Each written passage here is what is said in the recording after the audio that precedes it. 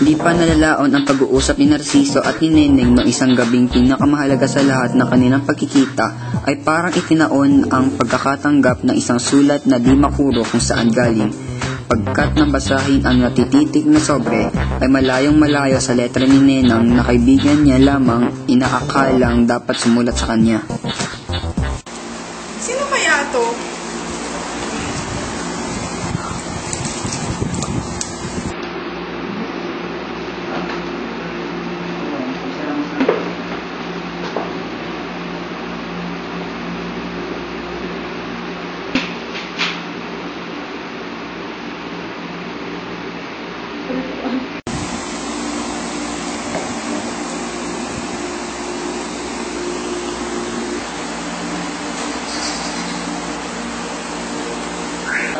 Naku, Socho, hindi na nakalikitigil pa ang pagkasulat. Basahin mo at maling nalilita sa akin. Ay, sa'yo pala nalilita. Eh, ba't mo pinapabasa sa akin? Nabasa ko na eh. Oh, ito itago mo. Ikaw na magtago kung ibig mo. Sagana akin, hindi ko naman kailangan. Kung ayaw mo itago, edi sagutin mo na lang. At ano naman ang isasagot ko? Ikaw ang bahala sa loob mo. Kailan mo na kilala ang tao? Noong kasal ni Lena, yun ang kumanta ng kulima noon. Nagpakayag ba ito?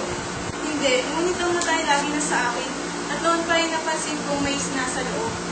Ano pa ang loob mo sa kanya? Wala. Sagutin mo. At para hindi mahilig sa kakanitay. Ikaw na sumagot. Ano isasagot ko?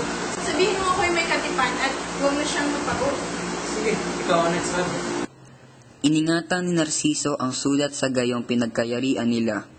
Nang gabi ring yaoy napahayag sa kapatid ni Neneng upang mairaos ang kanilang pagpapakasal at ito'y sa maikling taning itinakda. Magandang gabi po. Narito po ako upang hingin ang kamay ng inyong kapatid na si Rene. Upang maging kabiyak po sa aking buhay. Diba, noon pa man ay alam mong boto na kami sa iyo para sa aming kapatid na si Nelly. Nasa iyo ang aming pabor at bendisyon, Narciso. Kailan niyo ba balak mong pakasal?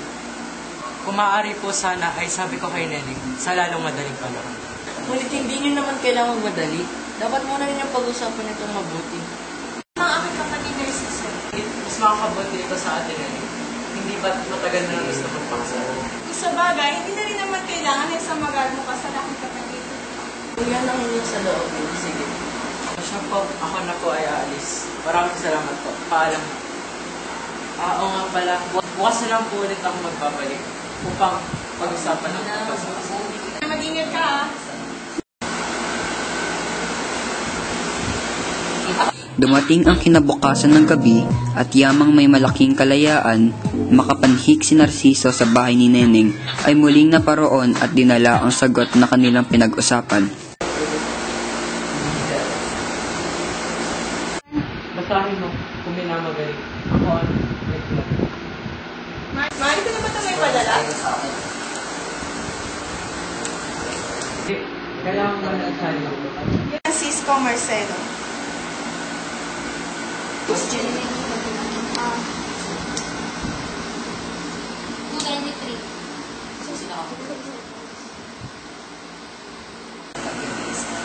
Timotea Sulit.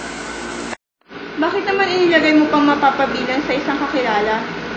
Ay, ano naman ang masiraan yun? Tayo naman talaga yung marunong makipagkapa.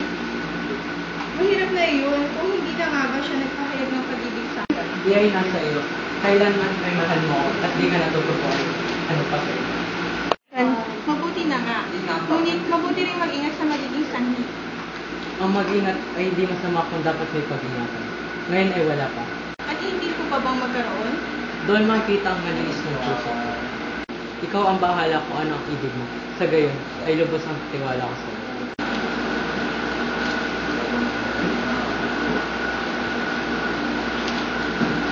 Ikaw na ba, Socha, ang maghuhuli sa kayo? Sino pa? Ay ako lamang ang aniga mo. Pabayaan mo at ilang araw na lamang ang pag-utos ko sa'yo. Maalala ko, ano pa nang lagay ni Chayo? Aywan, at matagal na ako hindi nakapunta roon. Di ba kayo nakikita? Mula nang ihatid ko sa kanyang-kanyang baral, hindi ko na siya muli nakita pa. Kaawa-awa naman. Bakit? Kung makikita mo lamang ang ginawa ng mga magulang niya sa kanya. Bakit? Hanggang ngayon ba naman hindi pa napapawi ang kanilang kagalitan? Di anhin na lamang ng magulang mamatay. Una na ba naman sa bayan ang nagkakaganon? Napakabangis naman nilang mga magulang. Oh, si Chayong oh. Neneng! Halika rito. Ano nangyari? Bakit ka naman mukha? Hindi ko maintindihan, Nene. Hanggang ngayon ay ginamahal pa rin ako ng aking mga magulang, pati ang aking anak. Ganun ba? Halika at magkwento ka pa. Ang masayang gabi ng pigingan sa kapitbahay ni Neneng pagkat idinaos ang pagbibinyag sa isang sanggol na lalaking di pa nalalaong iniluwa sa liwanag ay siya namang masungit ng gabi kay Chayong. Di ka pa mamatay! Makakasinumpuri ka sa akin! Buhay kayo dito ng anak mo. Hindi, hindi na kayo masisikatan ng araw pa bukas. Gusto nga pagkasabing mag-ina. Diba? Napakalapit naman na iyong mga magulang. Kaya mo naman paalam sa akin kapatid kung maaari kang pumarito muna habang wala pa kayo malilikatan. Kuya?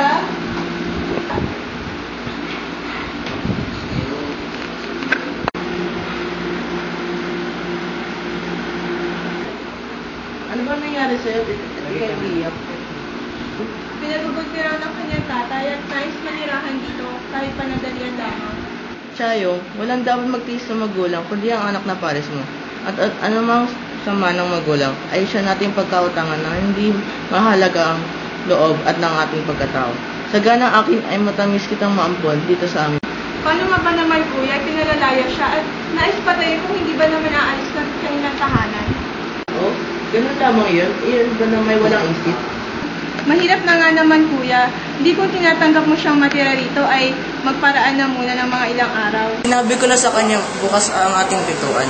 Sakaling nabubulagan lamang siya ng isip. Magulang ay magulang kailanman, kahit anong sama. At sino ang dapat magtiis kundi siya? Kapag ka na ba? Hindi pa nga eh. Nais ko sana ngayon pasalamatan sa pagpayag niya sa pagpapirang ng pansamantala. Walang anuman sa'yo. Chayo, Narciso, halika na kumain na tayo. Pamantin po at ako'y aalis na. Alis ka na ba? Hindi na, itinabay ka na ng aking program. Dito ka na umapon. Hindi na po at isang mga. Salamat po at kailangan ka na lubiban.